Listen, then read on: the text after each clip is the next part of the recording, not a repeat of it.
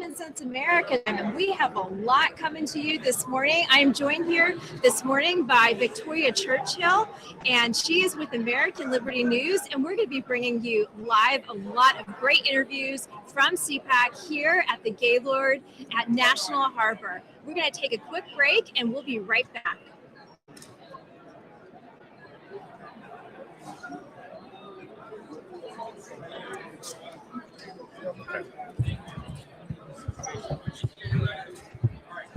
Is there no audio interface where I can see levels or something? Let's see. Hold on a second.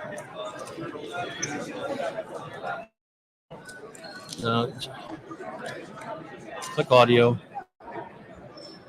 Oh, that's what I need. Check. Okay, but what I need is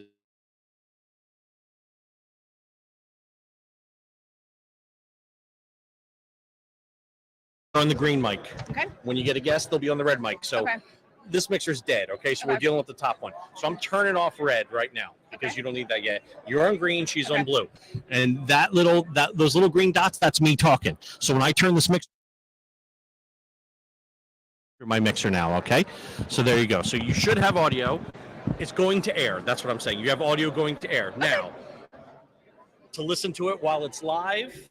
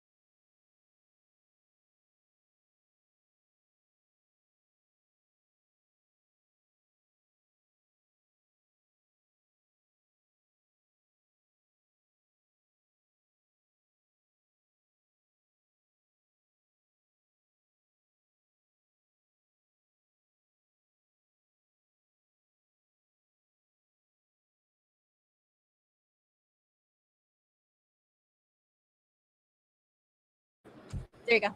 oh, okay. I'm sorry. Check 1 2 1 2 1 2 on the green mic. But I don't hear it in the headphones, and I don't know why. Speaker default headphones, yes. I'll put a test. Nothing. I can hear it. She can hear it.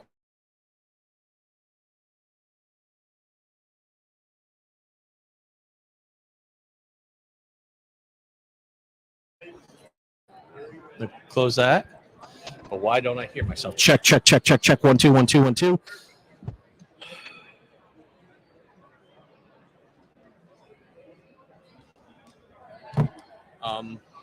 You can go. You're not going to hear yourself on the mic. Okay. Just yet. I got to find another cable so I can come out of this box, go into that. But I mean, you can take the headphones off and just do it. Okay. The levels are. It's going to go out live. Okay. As you send it. And All I'll right. be back in a moment. Okay. Ready? Yeah.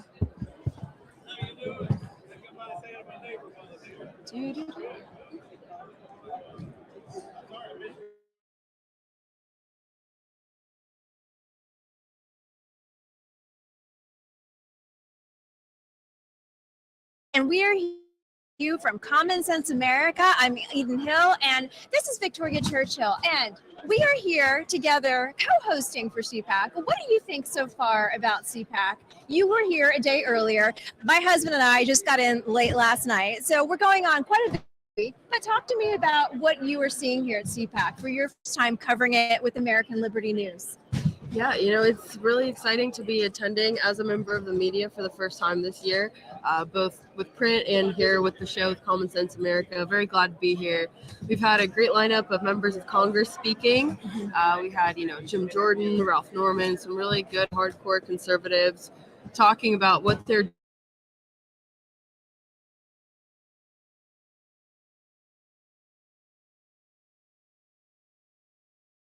the left as well as the, really the liberal, Right.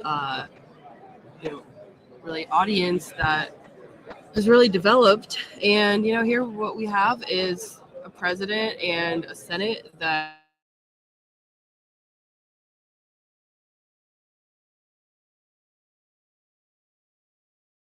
we've against the American people over the past 2+ years. Mm-hmm. And, he really shared that with the audience here today, and they were really receptive to that. Yeah.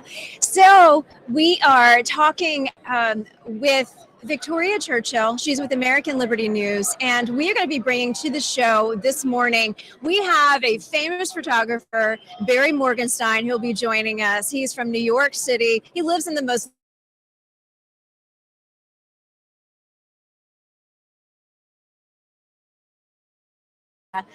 Also, we're going to be bringing to the show Christian Watson, and he's going to be talking about woke medicine at UNC Chapel Hill. And you guys, all of you in North Carolina know that we are seeing more wokeness in our university systems, in our school systems, and that we are facing a lot as it pertains to what is happening within the wokeness.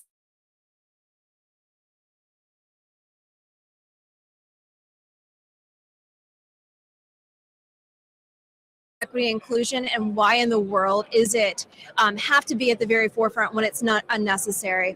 And then we're going to be talking to Project 2025. Yes, they are out of Heritage Foundation, based here in Washington, D.C. They are a conservative organization, and they are focused on making sure that the next president of the United States, a Republican president of the United States, will be set and ready with the top staff that is necessary to carry out the duties of the presidency. And so Project 2025 is going to talk about their 4 pillars, how they are recruiting the next generation, how they are teaching the next generation about what it means to be a conservative. So we have and a lot of surprise guests. We are walking up and down Radio Row. It has been, the energy here is high, and we are getting to see people from New Jersey, New York. We are seeing friends and family, if you will. It is a reunion. I've been doing this for 15+ years, and I absolutely love being here on Radio Row. I came as a press secretary when I was young and in my 20s and on Capitol Hill, and then as a communications consultant, and I helped CPAC, and then I also came as a candidate for North Carolina State House last year in Florida, and now this year as a podcast host with the amazing CPAC and amazing American Liberty News. So I'm thankful to each and every one of you for being there and supporting the show. And I want to ask, we're going to go back over to Victoria Churchill. We're going to talk a little bit about some of the big issues that she's talking about with American Liberty News. And one of them is 2A, our gun rights. And being in Maryland, right here, there aren't too many gun rights. Is that correct? No, there's not too many. And at first we had kind of been thinking that after the Bruin decision that's been almost a year ago now, last summer, Maryland was one of the states that we thought was going to be forced to revisit some of their policies. But, especially now, even though previously there was a Republican governor, he wasn't very conservative, but he at least did have that R next to his name. There was a little bit of hope for revisiting of the laws, but now I think it's pretty much done for. Yeah. The legislature has gone even further left. The governor is now a Democrat who is a pretty far left Democrat here in Westmore. So Maryland is one of those states that's going to take a lot of work. But, we are seeing some bright spots. There was a hearing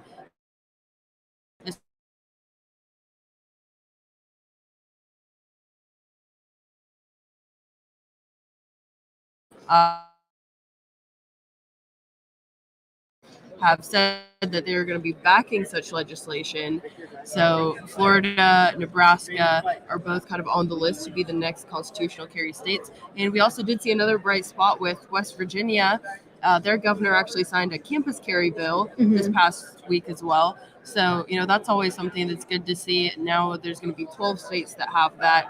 Now there is an implementation period of about a year and a half, similar to what happened in the state where I went to school in Kansas, where, there's definitely some pushback from the university and saying they feel like this is going to make students much less safe. But there's actually statistics that came out back on my campus when I was in college that petty crime actually went down, I think, just because people knew that if they did attack somebody, they didn't know what they'd get on the other end. Right. And, hopefully that's something that we will see in states like West Virginia as such legislation is implemented. Yeah. Talk to us a little bit about campus carry. What does that look like? So you said West Virginia now, and it'll be about a year. But for a lot of the university students that I work with Turning Point USA, with Young Voices, what is it for us and the kids that I have been a part of, our God kids that we've mentored? What does that mean for them? What is the dynamic of it for campus carry for their different universities and schools? So if they have a gun and they have a license to carry, how does that translate onto their university? So that means that they can carry, there's obviously some restrictions like medical buildings or things where there's kind of special equipment that, if you're around a lot of magnets. There's actually a story that we published on American Liberty News a few weeks ago about some guy in Brazil that took his gun near an MRI machine. That's not really being a common sense gun owner. That's not common sense at all. That's not.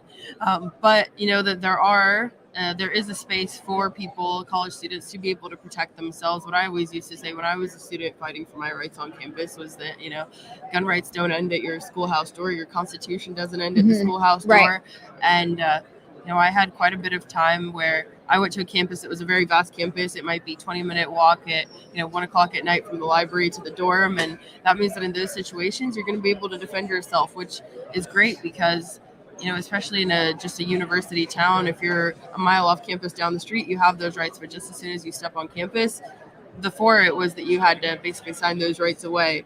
But now that's changing. And, I think students, especially women, are going to be able to feel a lot safer on campus as this legislation is implemented. Now, West Virginia is only number 12, so there's quite a lot to go. Right. But that means that there's also quite a lot of kind of proving ground for this legislation in the states that do exist. Right. And, even the president of West Virginia University, he put out a statement that he was planning to consult with similar universities around the country to see how they had actually worked with the implementation of this legislation and what kind of preparation they had taken to make sure that they were doing all they could to prepare students on campus. And even though the crux of his statement was more kind of cautionary and even negative, it actually could be flipped the other way, is that there is also already a track record of 11 states that have implemented this, where students have had their rights pretty much restored. And, still the licensing is still within purview of state law. So there's a lot of students that this doesn't apply to. So for myself, I could only carry for about a year when I was on campus after I turned 21, because that's how the permitting legislation works in Kansas for handguns. But again, this movement has been going on for a number of years. I was in college over 5 years ago, and that was when our campus carry fight was going on. And I think a lot of students, especially states that already have constitutional carry, campus carry is their next step for really gun laws that should be common sense. Right. When we talk about common sense here, Common Sense America, a recipe of the American way. And I think so many people forget about the common sense and focus too much on the diversity, equity, inclusion. Don't you agree? Absolutely. I mean, the number of positions that these schools are starting up that they're paying, honestly, hundreds of thousands of dollars for these chiefs and heads of these departments that are pretty much made up. Basically the way that these positions work is a university lists a position, they're making money off a made-up degree that somebody has to get. Right, exactly. To exactly. have that position, and then they go ahead and they pay them, at times hundreds of thousands of dollars, over $100,000, over $200,000 for somebody to be a diversity, equity, and inclusion chief. Right. And they're pushing it not only in academia but in the corporate world as well, and the military, and the military. Hence why if we are attacked by China, we may not have the best defense systems. I mean, we are getting ready for something that could happen, but they are more focused on the 6 million man hours of diversity, equity, inclusion than they are about making sure that we are protecting the homeland. So that is something we need to consider. We're going to take a quick break and we'll be right back. Thanks for joining Common Sense America while we're crazy here on Radio Row. We'll be right back. Thank you.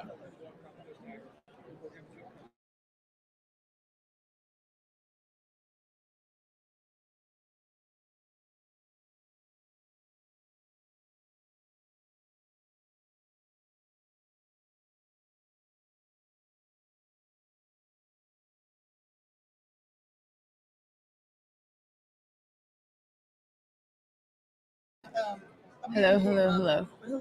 It's like a little bit rough, kind of staticky. Plenty. We're good. Come over and say hi. I am. So she's gonna come over here. You sit right here. Better. Okay. So talk to that mic. Testing, testing, testing, testing. Headphones. Yes. Have a good show. Thank you, sir. Testing, Remember, testing. when you have a guest, turn on the red mic. Got it. Awesome. All right, yeah, let's help over. Okay. You can be in the middle. I'll go around. Okay. Here. Swap a doodle do.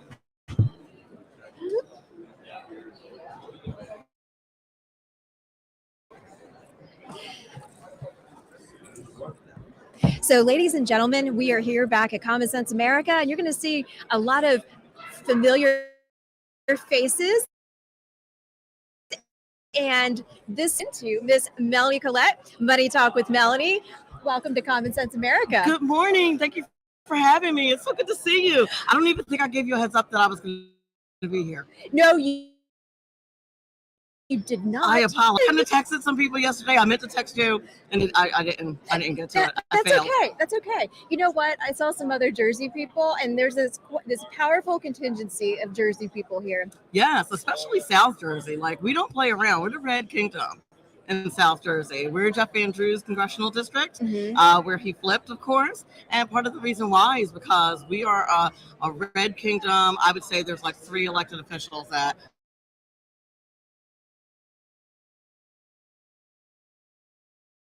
are on down. Yeah. We're all red. So Well, I saw Elizabeth Nader seated at the table. yes, She's here and she's promoting the upcoming event April 27th, Seat at the Table in Jersey, where it is basically a mini CPAC, but we don't say CPAC in Jersey. We don't say that word. Right. We want to get a group of conservative people there, and she has a very powerful list of people attending. I believe Sebastian Gorka kicks it off. Yes, I've been in a seat at the table event or two, and I love those events. Those are great. We did listen. It's tough to lean conservative in the state of New Jersey. Yes.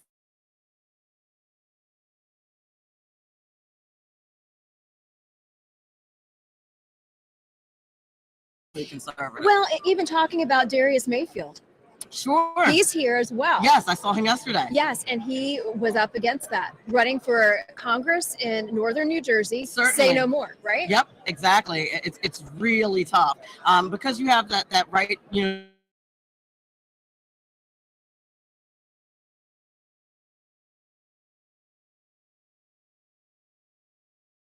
So who are you here with? Are you with any organization, or are you just roaming the halls stirring up trouble? I'm technically just roaming the halls, stirring up trouble, but I'm doing some remote hits for Money Talk with Melanie, some recorded hits. And I'm going to do like a highlights of CPAC show next week. I'm also here for Project 21, doing some hits for them as well.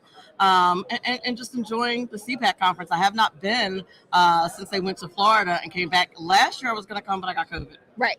So. Right. Yeah. Florida was fabulous last year. It was absolutely amazing. Because it's Florida. It's Florida. Right. It's freedom. It is. Every time I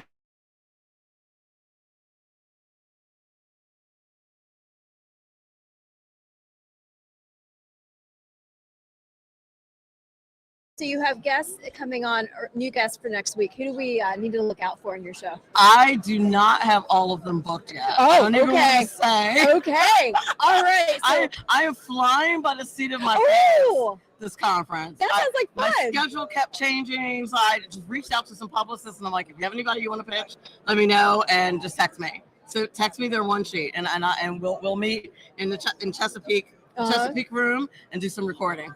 Oh, there's somebody coming over here. Let's look over there really quick. Oh, yeah, somebody must be somebody super famous because they're mobbed. I know. Who do you think it is? I don't know. Oh, thank you. Marjorie Taylor Greene is now on Radio Row, and she's being bombarded by the media and also her followers, her little duckling.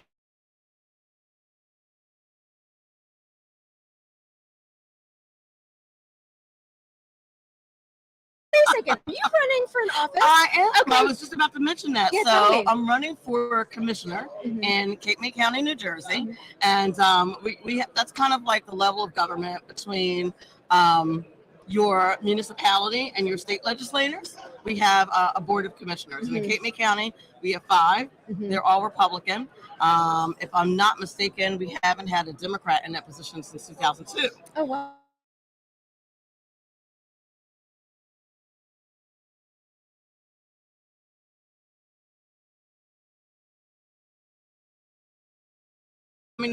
My nomination is on March 16th. Okay. So, and I do have some opposition.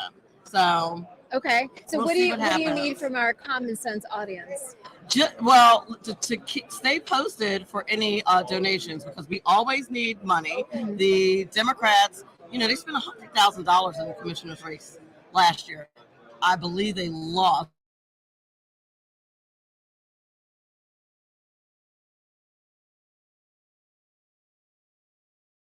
That position. Oh wow. So the Democrats in general have an interest in making sure that I don't get elected because they don't want Republicans to get that win. Right.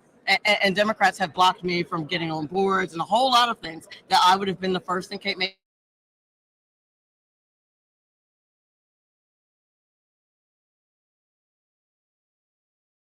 Because they just don't Republicans to get that narrative that they got the first black woman. Locally, they ran an election, and I did run for an election locally. Unfortunately,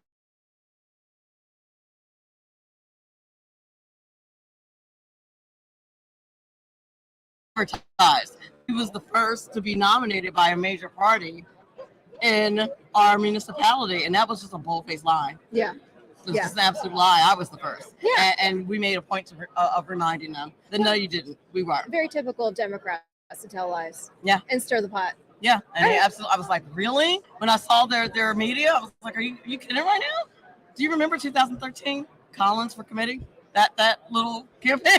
Oh my gosh. Oh my gosh. Yeah, I just can't believe that they would outright lie, especially stuff that's super provable. So what's your official elevator pitch? My official elevator pitch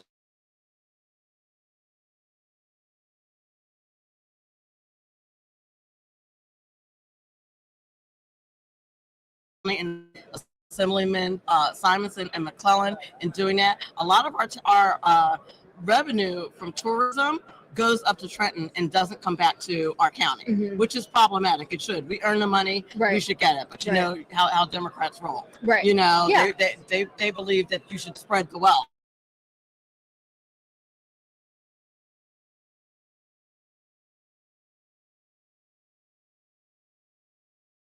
For our constituents in Cape May County, and most importantly, make sure that we pay attention. We have a great area as far as tourism is concerned. Yeah, it's a beautiful area. One of the top 10 zoos in the entire country, the Cape May County Zoo.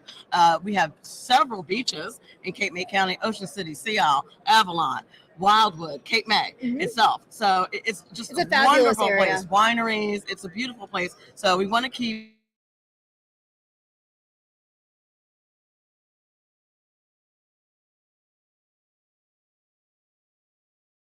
For all those who are tuning in here at Common Sense America, Melanie Collette, thanks for joining the show. Thank you, Eden. So nice to see you, sweetie. Oh my gosh, I love you. All right, later.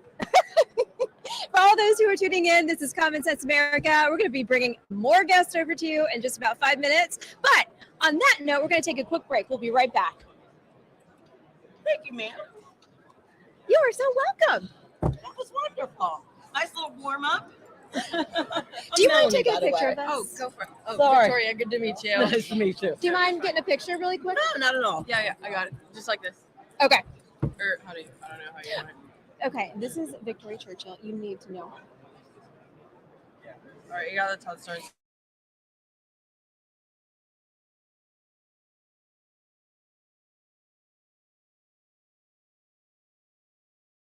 Here.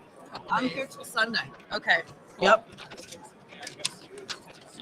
Do you want another light? Do you want me to go grab you another light? I can bring light. It's okay. I'm all right. I'm not going to be high maintenance. I'm just I don't mind. I'm Okay, just I don't having mind. fun. There you go. Thank you. Yep, thank you. Reach out anytime. Awesome. All right, I need coffee. Oh, what time is it? And I need to get ready for my meeting. Okay. Bye, honey. See you. Okay. Let me put. I think you have to reconnect. Okay. Like 727. Yeah. And we're back here at Media Row. And as you can tell, it is just high energy. It is very high energy. You never know who you'll see, and some of the more notable members are definitely getting hordes of media following them. So that's how you know somebody important has walked in.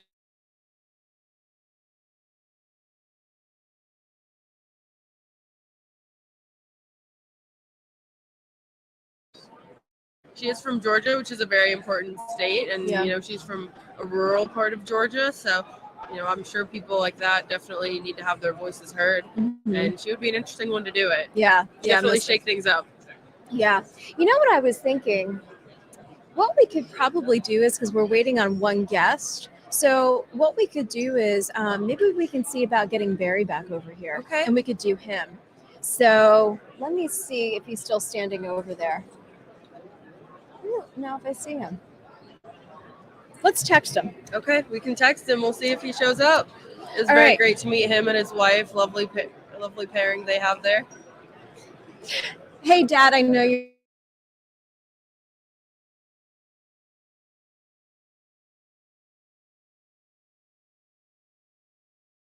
This amazing feed and this amazing opportunity to be here at Radio Row and to just be around so many great Americans as I look up and down the row. While I am texting Barry, why don't you tell the audience a little bit about American Liberty News and the power of what you guys do? Yeah, I love the work that I do over there. We've got a very fresh, new outlet, and we're definitely competing with a lot of the bigger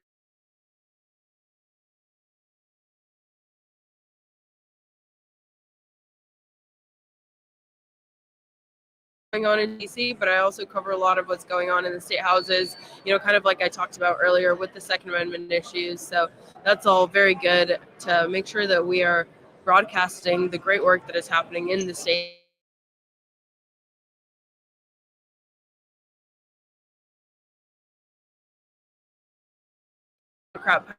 The work that is happening in the states is very important, and that needs to be highlighted, I think, as well, if not even more, than what goes on in DC.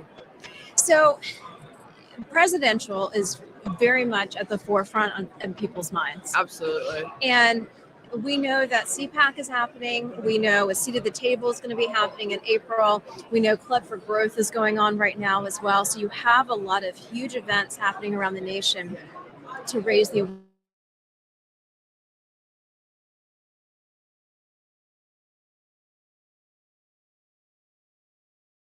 yet. So what are your predictions within the next month? We're in the 1st of March. What do you think will happen in the next couple months as we start to see these events unfold even more? I think more people are going to jump in the race. That's probably the obvious answer there. But, the campaign trail is definitely heating up. Yesterday afternoon, I was on, obviously, with Tamara Scott, who you connected me with. She's great out of Iowa. And the Iowa caucuses are officially less than a year away. They're about 11 months away. They happen the first week of February. And so if folks want to build a solid ground,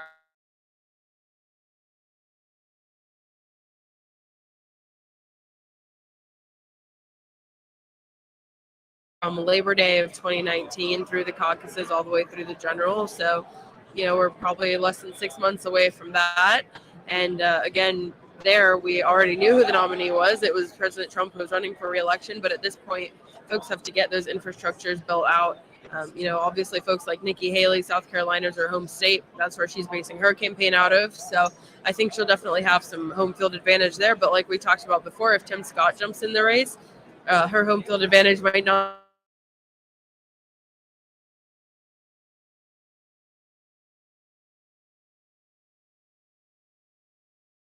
happens at the end of, or it happens throughout August, but kind of the political events happen right before Labor Day. So again, that's an event that you want to have a great showing of support at, and you're not going to get it in one day.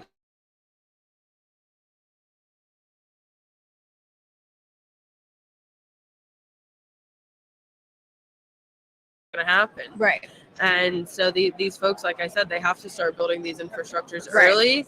And, I think the party is definitely going to be there in a way to support whoever the nominee is. But all of these organizations, whether that's the RNC or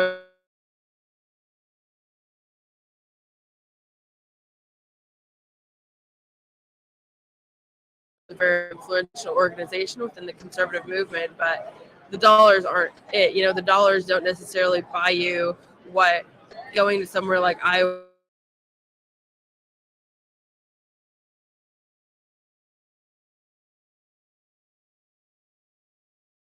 happen with major dollar donors. Now, when you get through the primary, or when you're one of a few and you're looking to be nominated at the convention, you're kind of gearing up for a floor fight on the convention floor with the RNC that's going to be happening next summer. Obviously, their backing of such influential groups is definitely much more relevant and apparent, but I don't think a group like that is going to pick their horse in the race out of a field of a dozen or so potential candidates, because out of that, there's quite a big chance that they're going to be wrong, and they don't want to alienate whoever the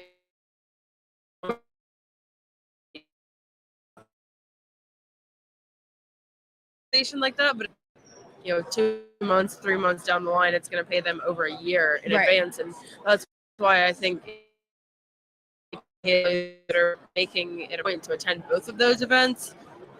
They are really making sure that they check both boxes, both the grassroots box and the big dollar strategy. Yeah, that is very smart, because if this position really means what you say it's going to mean, not just specific groups. Know that President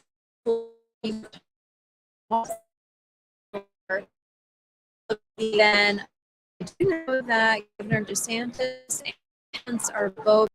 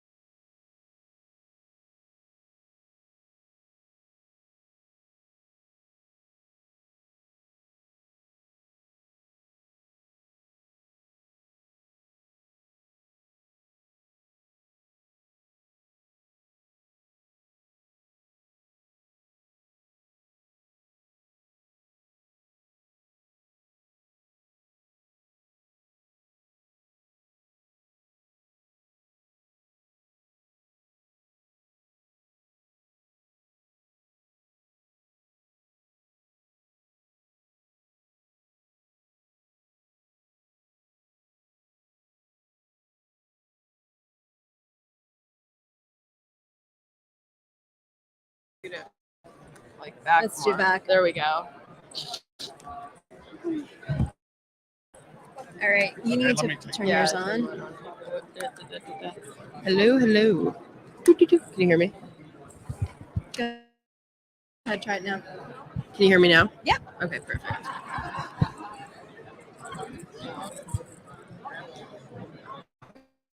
There we go. And for all those who are tuning in, this is Common Sense America. I am Eden Hill, and we do apologize for our media is an overdrive at this point, I would say, and so we are glad just to be up and here in Maryland. And now I have sitting left, and you're right on the camera, is Spencer. He is with Project 2025.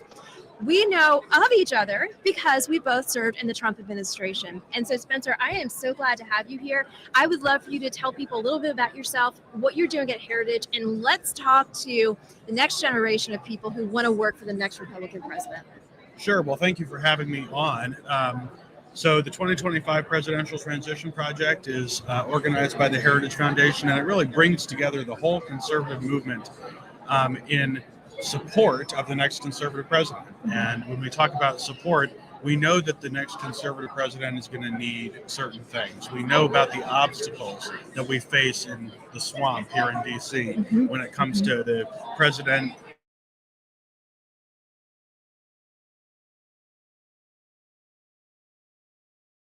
together a policy book, a personnel data, a series of trainings for prospective political appointees, and a playbook, a game plan for what needs to happen, starting with the official transition and moving all the way out into the first months of the administration.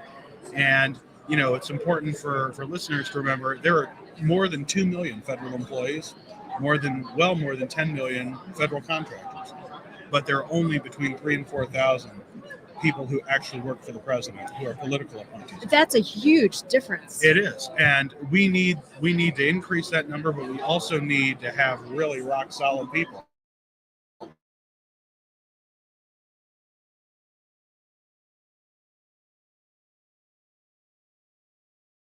What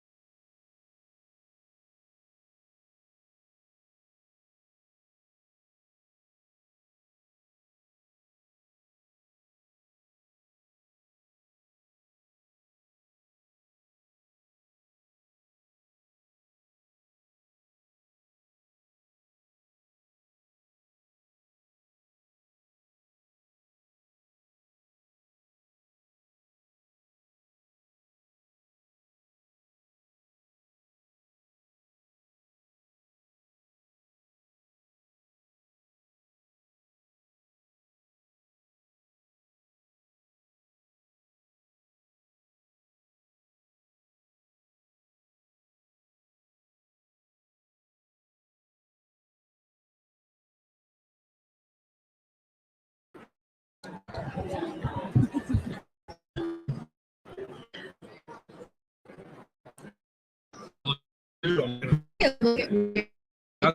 Hey everybody, we're back to Miss America. This is here with your friend Bear from New York. As you put it, I broke it.